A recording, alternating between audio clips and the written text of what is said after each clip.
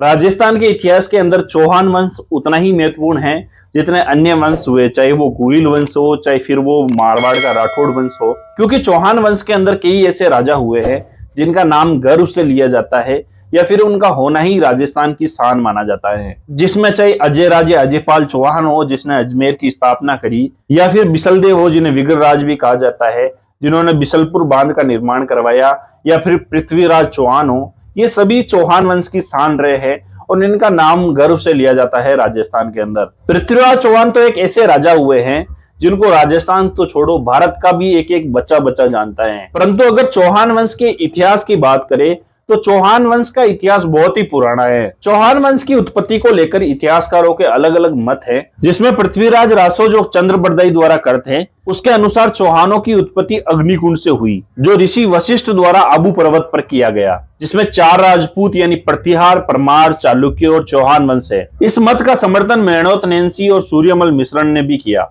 वही पंडित गौरीशंकर ओझा ने चौहानों को सूर्यवंशी माना और चौहानों की उत्पत्ति ब्राह्मण वंश से बताई। चौहानों का शुरुआती जो मूल स्थान है वो सांबर को माना जाता है। सांबर में भी शाकंभरी तीर्थ, जिसे तीर्थों की नानी कहा जाता है, उसे माना जाता है। इस क्षेत्र को शुरुआती टाइम में सपाद लक्ष्य के नाम से जाना जाता था। सपाद लक्ष्य का अर्थ होता है 1.25 लाख गांवों का एक समूह। प्रारंभिक टाइम में चौहान राजाओं की जो राजधानी थी वह थी अहिछत्रपुर, जिसे आज नागौर कहा जाता है। इसका उल्लेख हर्षनाथ की प्रस्ती में मिलता है। इस सपाद लक्ष्य के अंदर चौहानों का जिसे आदि पुरुष कहा जाता है वो थे वासुदेव, जिनका समय लगभग 551 ईस्वी के आसपास था। वही बिजोलिया प्रस्ती के अंदर वासुदेव को सांबर झील का निर्माता भी बताया गया है। बिजोलिया प्रस्ती में चौहानों को वत्स गोत्रीय ब्राह्मण कहा गया है। शुरुआती टाइम के अंदर चौहान प्रतिहार राजाओं के सामंत हुआ करते थे। इस वंश के अंदर आगे जाकर गुवक हुए जिन्होंने भगवान शिव का हर्षनाथ मंदिर बनवाया। इसी चौहान वंश के अंदर आगे चंद्रराज की पत्नी रुद्राणी हुई जो योग क्रिया में निपुण थी।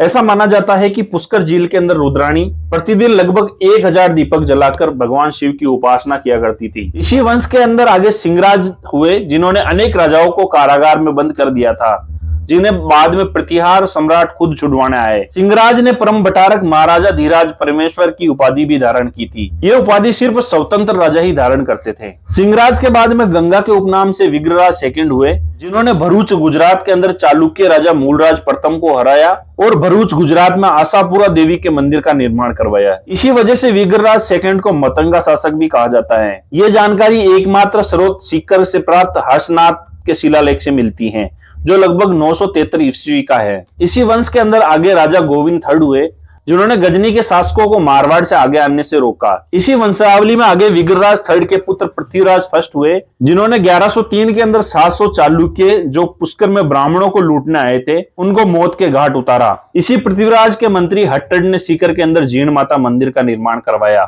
जो देखने में और राजस्थान की संस्कृति के लिए बहुत ही सुंदर शक्तिपीठ है। चौहान वंश के राजा अजयराज ने अजमेर शहर बसाया, जिन्हें अजयपाल भी कहा जाता है और जयराज भी कहा जाता है। अगर चौहान वंश के शासकों की वंशावली की बात करें तो सर्वप्रथम 6ठी शताब्दी में वासुदेव हुए, उनके बाद में 684 से 709 तक सामंत राज हुए, उनके बाद में नारादेव हुए 709 से 721, उनके बाद में अजयराज हुए जिन्हें अजयपाल भी कहा जाता है 721 से 734 तक, उनके बाद में विग्रहराज फर्स्ट हुए जो 734 से लेकर 759 ईस्वी तक राजा रहे, उनके बाद में चंद्रराज फर्स्ट हुए जो 759 से लेकर 771 तक राजा रहे, उसके बाद गोपेंद्र राज हुए जो 771 से 784 तक रहे, उसके बाद दुर्लभ राज फर्स्ट हुए जो 784 से 809 तक रहे, उसके बाद गोविंद राज फर्स्ट हुए जो 809 से 836 तक रहे, उसके बाद चंद्रराज सेकंड हुए जो 836 से 863 तक रहे, उसके बाद गोविंदराज सेकंड हुए जो 863 से 890 ईस्वी तक रहे, उनके बाद चंद्रराज 890 से 917 तक राजा रहे, उसके बाद वागपति राज फर्स्ट हुए जो 917 से लेकर 944 तक शासक रहे, उनके बाद सिम्मेराज हुए जो 944 से 971, उनके बाद हुए विग्रहराज सेकंड जो 971 से लेकर 998 तक राजा रहे, उनके बाद हुए दुर्लभ राज सेकंड जो 998 से 1012 तक राजा रहे,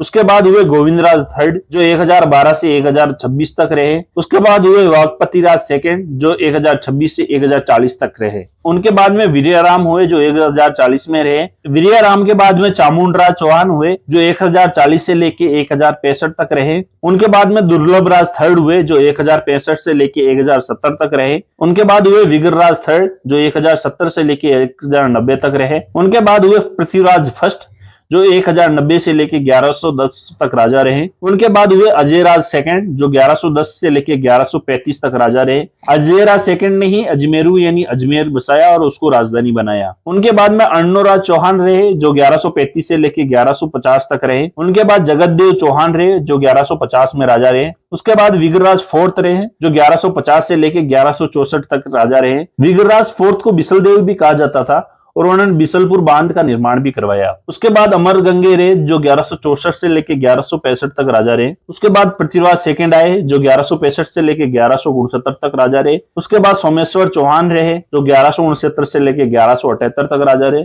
उसके बाद रहे पृथ्वीराज थर्ड, जो 1178 से 1192 तक राजा रहे। इन्हें पृथ्वीराज चौहान भी कहा जाता है, जिन्होंने मोहम्मद गोरी से तराइन का युद्ध लड़ा था। पृथ्वीराज के बाद में गोविंदराज फोर्थ रहे, जो 1192 में शासक रहे। और गोविंदराज के बाद में हरिराज रहे, जो 1193 से लेकर 1194 तक शासक रहे। कैसी लगी आपको चौहान वंश की वंशावली की जानकारी? आप कमेंट करके जरूर बताना, और इसके अंदर अगर कुछ छूटा हो तो वो भी कमेंट के अंदर जरूर बताना। और अगर मेरे वीडियो को आप पहली बार देख रहे हो तो आपसे निवेदन रहेगा चैनल को सब्सक्राइब जरूर कर लेना।